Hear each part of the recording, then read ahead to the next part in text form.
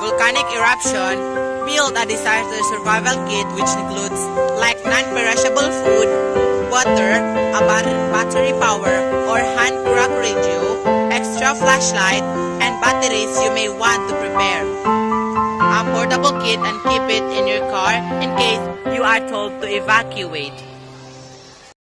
During a volcanic eruption, make sure that you stay indoors and close those windows and doors in order for the ashes or volcanic materials cannot go into your house.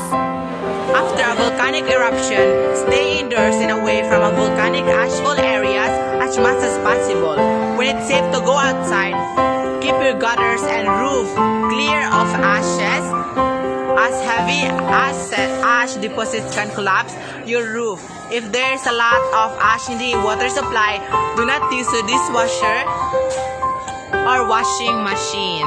Thanks.